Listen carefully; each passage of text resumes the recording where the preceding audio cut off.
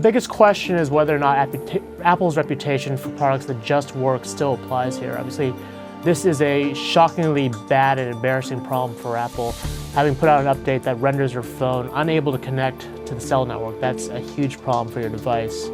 I mean, the other big question is whether or not what the testing process is like for Apple. They put out this update to iOS 8 just basically a week after the update came out, and you know, it's been a huge problem for everyone.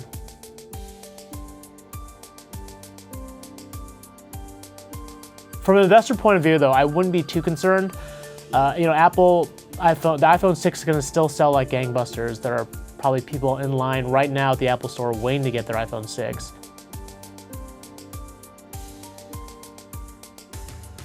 The Health app is a new feature that came with iOS 8, came out last week.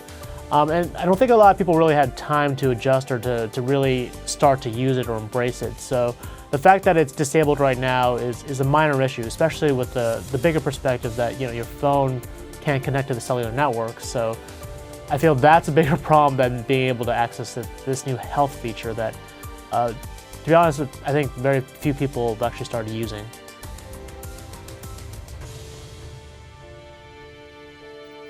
I think Apple is going to put more strenuous testing on their updates.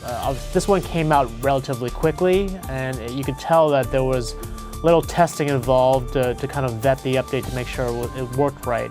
It's interesting to note that Android updates actually take much longer because they've got to be vetted through both the carrier and the individual handset manufacturer. So the fact that Apple can sort of bypass that process and go directly to consumers, you know, has its pluses and negatives. It comes faster, but obviously, as we've seen, you know, this week, there could be also big problems with that too.